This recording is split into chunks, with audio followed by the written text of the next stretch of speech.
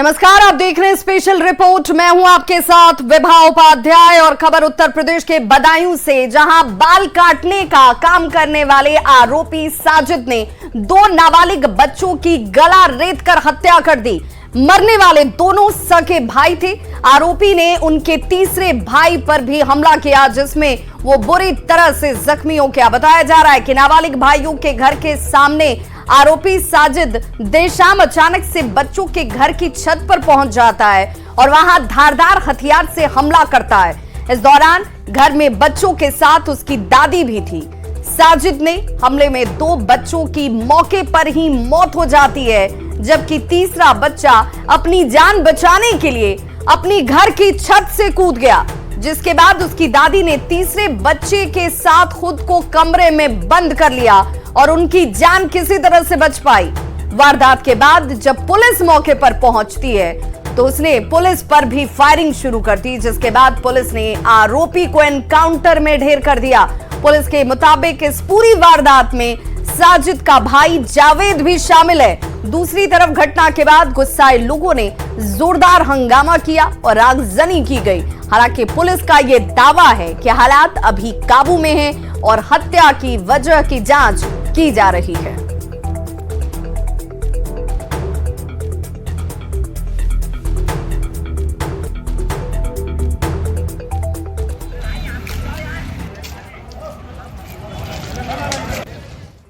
तो Badaun double murder case में police ने आरोपी साजिद और उसके भाई जावेद के खिलाफ एफआईआर दर्ज की है। 2 आरोपी जावेद और साजिद के खिलाफ एफआईआर दर्ज हुई है। जावेद ने तीसरे लड़के पर भी चाकू से हमला किया था। आरोपी जावेद अभी फरार है, जबकि साजिद की पुलिस मुठभेड़ में मौत हो चुकी है।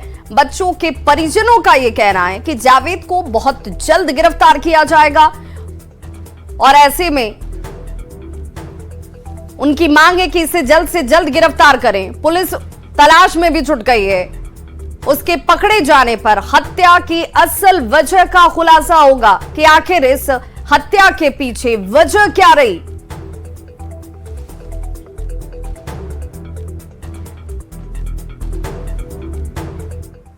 तो वहीं बदायूं डबल मर्डर केस में बच्चों की मां ने आरोप लगाया है कि वारदात को अंजाम देते वक्त आरोपी जावेद बाहर ही खड़ा था, जबकि साजिद वारदात को अंजाम दे रहा था। एफआईआर में जावेद आरोपी है और फिलहाल फरार है।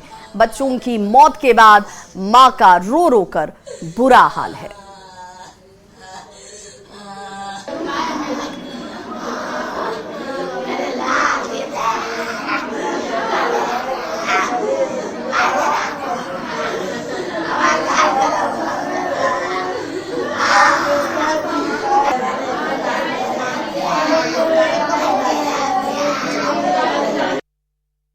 कुछ नहीं बोला, बस यही बोला भाभी मुझे पैसों की जरूरत है। 3 ग्लेचर लिया और पैसे 5,000 रुपए की हमने हस्बैंड से पूछा, बोले दे दो, मैंने दे दिए। फिर खड़ा रहा, बोले मेरी बहू की डिलीवरी 11 बजे का टाइम दिया। ये खड़ा रहा यहाँ पे, आइस को बुला के बोला पार्लर देखेंगे। उसी के बहाने बुला के छत पे ले गया। छोटे वाले से कह दिया कि पानी ले आ जाएगी। तब तक उसने बड़े को मार दिया। छोटे वाले ने देखा तो उसका भी मर्डर कर दिया। वही मेरे दोनों को मार दिया। तो बदायूं में 2 मासूम बच्चों को पड़ोस की दुकान चलाने वाले शख्स ने गला रेत कर हत्या कर दी। न्यूज़ 18 की टीम ग्राउंड 0 पर मौजूद है।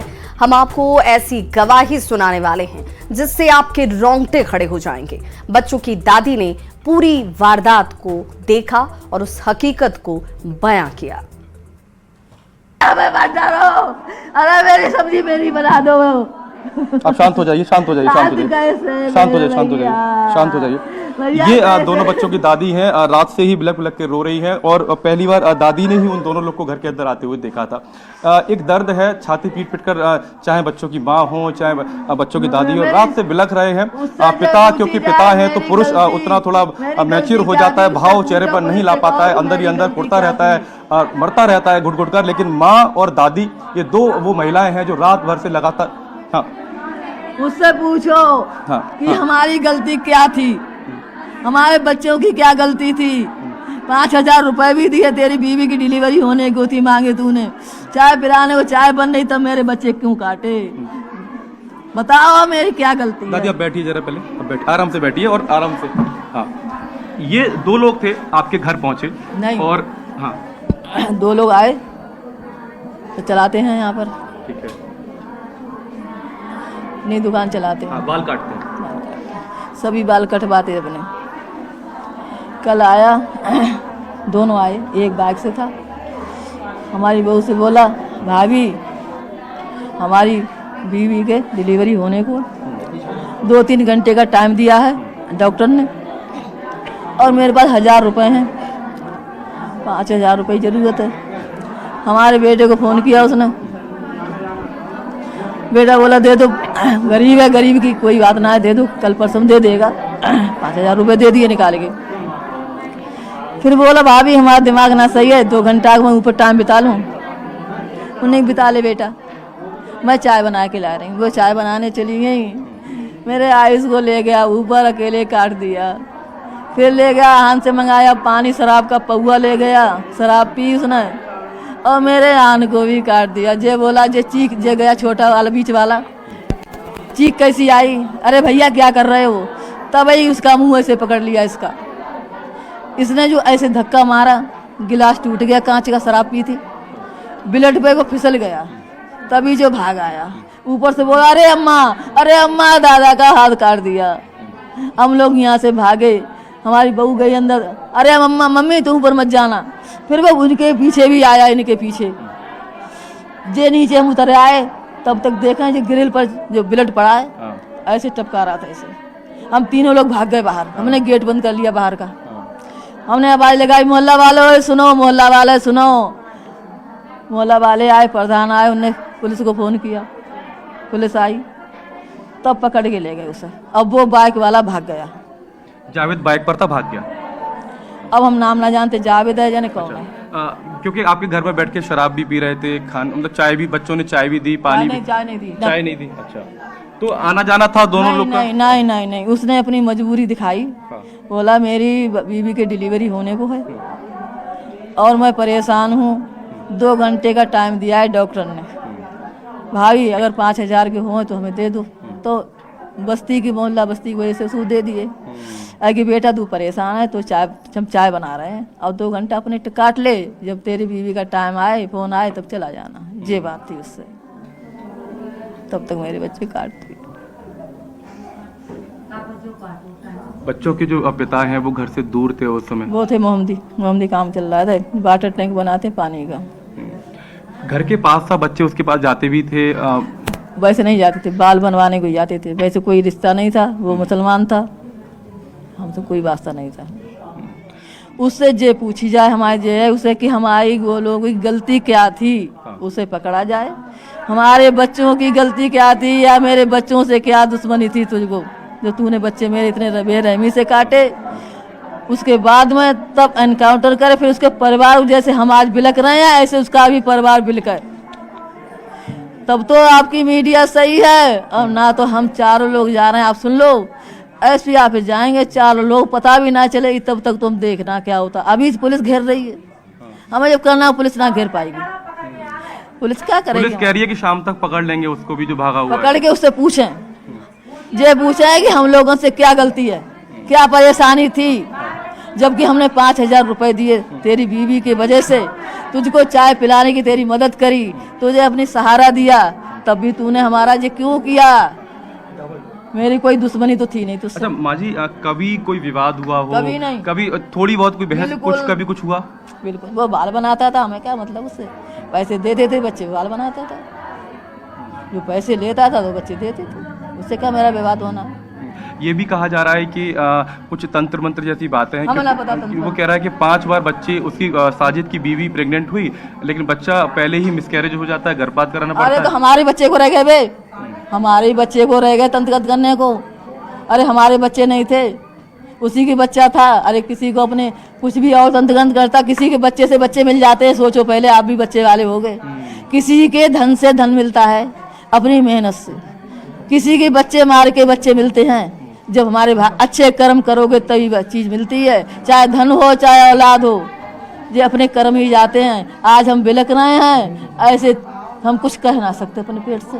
योगी आदित्यनाथ बहुत ही सख्त मुख्यमंत्री हैं, क्या अपील करेंगी आप, क्योंकि उन्होंने लगातार ये निर्देश दिए हैं कि हाँ, यही अपील है हमारी क्या? सर जी से, यही अपील है हमारी, उसको पूछा जाए कि हमारी गलती क्या है, हमारे परिवार से या मेरे 2 मासूम बच्चे जो काटे उससे क्या है परेशानी थी, जो मेरे बच्चे काटे तूने हमें परेशानी बताई, हमने तेरी परेशानी सुनी, 5,000 रुपये दिए, तू मेरा रिश्तेदार तो था नहीं, तेरी ये थी कि हाँ भैया तू ना आई था, हमने उस वजह से तुझको 5,000 रुपये दिए, तुझे चाय बनाने को कही, चाय भी तो नहीं पी पाया, तब तक तो मेरे बच्चे काट दिए, अरे मेरे आगे रह गया, ऐसे करे हमसे पूछो, अरे मेरा लाल छोटा वाला मेरे पास से 10 मिनट ना हुए, बोला अम्मा मैं डांस करूँगा, टीवी चला दो, डांस का बड़ा कर, आज पेपर मेरे के छूट गए दोनों के दैया रे, एक शिष्य में था और एक भैया केजी में था, जब 4th क्लास में पीयूष, अरे भैया मैं कैसे तसल्ली करूं, मेरे पले पलाए चले गए,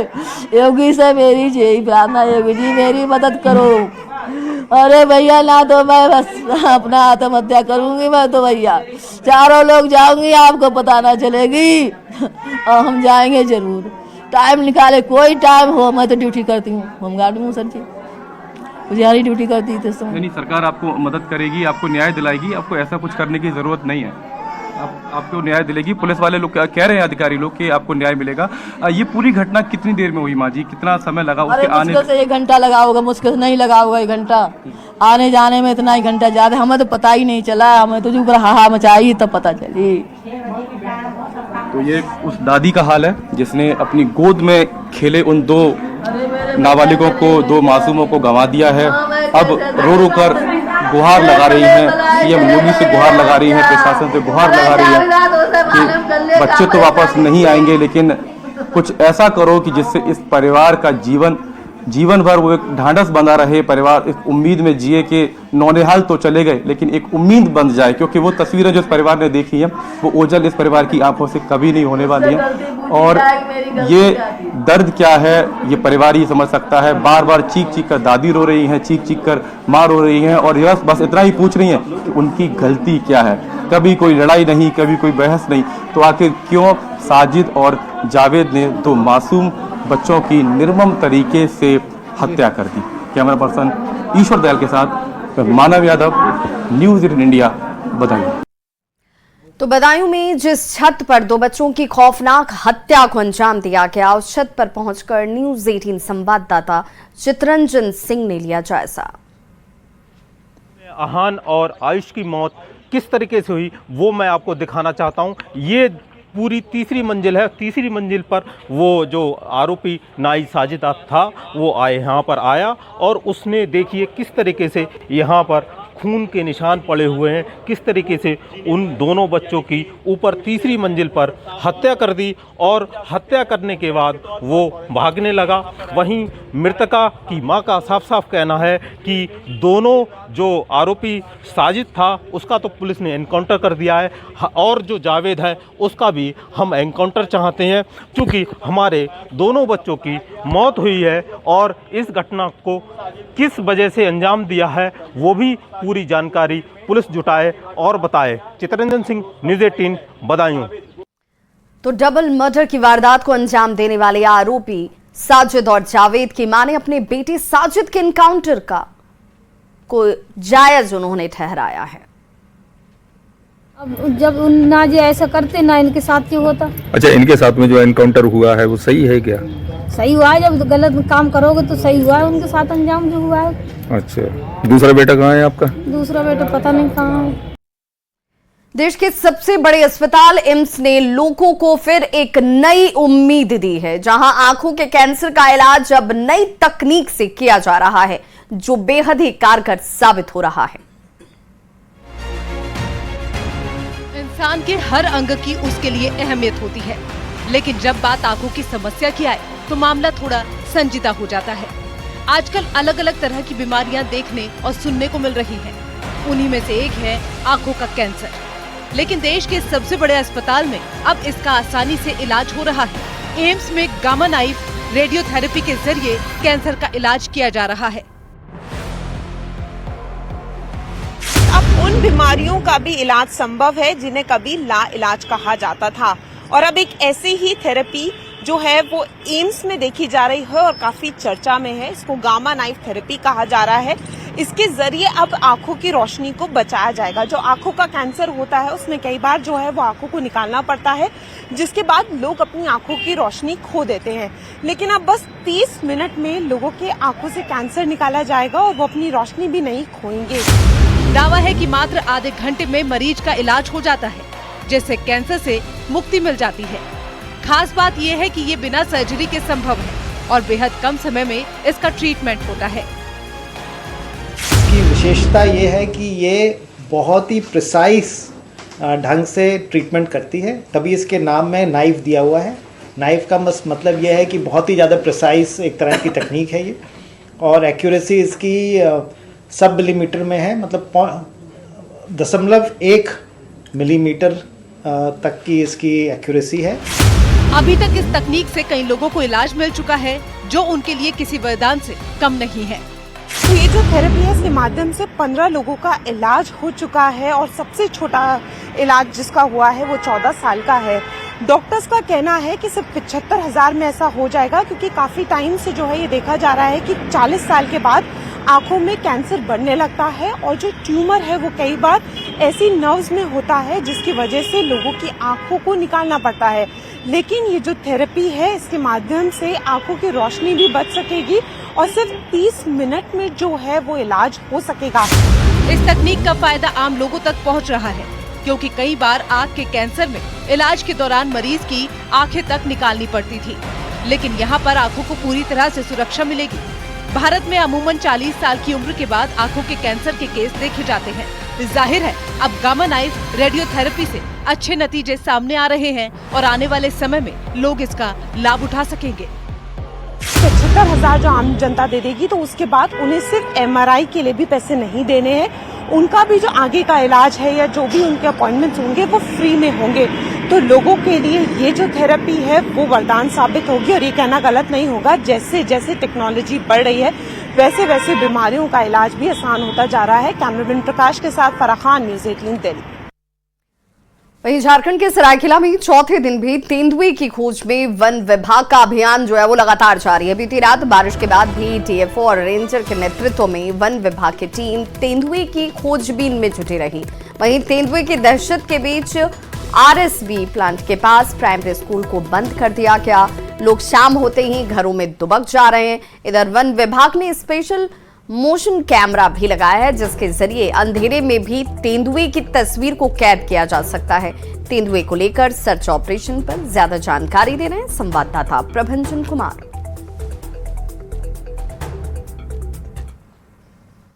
सरायकेला के गमरिया RSB प्लांट जहां पर तेंदुआ निकला था, और हम इस वक्त पर रात के समय है। आप देख सकते हैं हमारे पीछे में कि किस तरह वन विभाग जो है रात के समय इस क्षेत्र पे, जहां पर कंपनी के क्षेत्र पर जहां पर तेंदुआ निकला था, ठीक इसी इलाके पे पूरी तरह यहाँ पर इस जगह कैमरे लगाई जा रही है ताकि तेंदुए की तस्वीर जो है वह कैद हो सके। इस तरह का यह अभियान।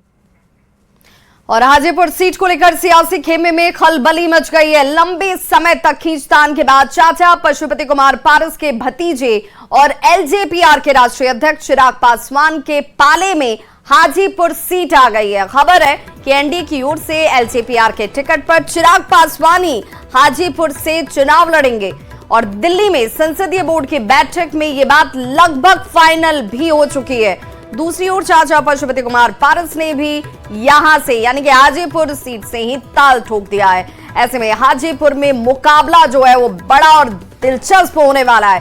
हाजीपुर के लोगों की इसे लेकर क्या है राय और हाजीपुर के मतदाता आखिर किसे मानते हैं? रामविलास पासवान का असली उत्तराधिकारी, लोगों से ही उनकी राय जानी संवाददाता प्रफुल्ल कुमार ने। देखिए, ये एक चाय का दुकान है और ये हाजीपुर का एक मोहल्ला है। आप देख सकते हैं कि यहाँ पे लोग जो हैं वो आते हैं। माना जाता है बिहार में कि बिहार के हर घर में राजनीति करने वाले लोग होते हैं, राजनीति पर अच्छी समझ और पकड़ रखते हैं। ऐसे में चाय के दुकान पे जो है वो चर्चा राजनीति को लेकर काफी अहम होती है। और देखिए किस तरह से यहाँ चाय के दुकान पे लोग बैठे हुए हैं, समोसा तला जा रहा है। इस बीच हम इनसे बात करेंगे और समझने का प्रयास करेंगे कि हाजीपुर का असली चिराग कौन है, कौन उत्तराधिकारी है। इसे तो चिराग पासवान बारे में लोग यहाँ पर चर्चा पूरा है। हम लोग दुकानदार नाते हम क्या बोल सकते हैं, पार्टी से कोई नहीं सुन सकते हैं। चाचा भी यहाँ से सांसद रहे हैं, उनका भी है, लेकिन ज्यादा यहाँ समझिए कि ज्यादा चिराग के पासवान का है। चिराग पासवान। हाजीपुर का असली चिराग कौन है? चिराग पासवान। चिराग पासवान। चाचा चाचा को तो नाम किसे उत्तराधिकारी मानते हैं आप? चिराग पासवान। चिराग को मानिए। देखिए यहाँ पे और भी लोग हैं, क्या आप सोचते हैं इस सीट पर जब दोनों की दावेदारी हो गई है, मुकाबला कैसा रहेगा और क्या कुछ? चिराग पासवान बहुत वोट से जीत जाएंगे, बहुत वोट से। क्यों? और बहुत यहाँ के विकास के लिए नवयुवक है। और चाचा जी तो चौचे जी रह गए, यहाँ कोई काम नहीं किए 5 साल में, कुछ नहीं, ताकने भी नहीं आते हैं। काम तो चिराग भी नहीं किए, उनके पिताजी किए। पिताजी तो किए थे ना उनके, लेकिन चिराग जी में जो यूनिटी है काम करने का, तो एक बार मौका देंगे तब ना काम करेंगे। अच्छा। और नहीं दीजिएगा तो कौन काम करेगा? चिराग जी करेंगे काम यहाँ से हाँ, काम करेंगे पूरा। अधिकारी आप किसे मानते? बहुमत से जीतेंगे कि रामविलास जी वाला कहीं इतिहास में दोहरा दे। अच्छे हैं, उम्मीद है इनसे यहाँ के लोगों का। अच्छा, कितने चिराग मानते हैं? वो तो समय ही बताएगा। अच्छा, देखना जाएगा क्या कुछ करते हैं। मतलब रामविलास जो काम किए उसका फल जो है यहाँ पे उनको में चिराग को ही मिलेगा या उनके भाई जो पशुपति उनको? उम्मीद तो है कि चिराग से चिराग आदमी यहाँ का उम्मीद है, देखिए क्या करते हैं। असली चिराग इसे कहा जाए रामविलास के लड़का जो है। अच्छा। अभी तो उन्हीं का सपोर्ट में हम लोग जा रहे हैं। अच्छा। हम लोग का जैसे है। अच्छा। कि कुछ है नवयुवक है। हाँ। नवयुवक है। अच्छा। तो हम लोग चाहते हैं कि एक बार मौका उनको दिया जाए। क्यों मौका दिया जाए? मतलब रामविलास के बेटे हैं इसलिए दिया जाए? बेटे है या नवयुवक है, मन हम लोग ये चाहते हैं कि एक बार उनको मौका दिया जाए। सब लोग तो सब कुछ वही लोग करता है, लेकिन एक बार उनको मौका दिया जाए कि कुछ हाजीपुर का कुछ विकास और हो। तो उनके भाई भी तो यहाँ से सांसद रहे हैं। भाई है, लेकिन लोगों के नजर में नहीं आते हैं। वो है कि गरीबों के नजर में आते हैं, याद करते हैं तो हाजिर होते हैं। सर जी क्या नाम है आपका? हमारा हरि प्रसाद है। इस विरासत की जंग में जो रामविलास के उत्तराधिकारी होने का दावा कर रहे हैं, तो जनता किसे असली उत्तराधिकारी मानती है, ये देखना बेहद दिलचस्प होगा। प्रफुल्ल कुमार, न्यूज़ 18 हाजीपुर। तो स्पेशल रिपोर्ट में आज बस इतना ही, लेकिन न्यूज़ 18 बिहार झारखंड पर खबरों का सिलसिला लगातार जारी है।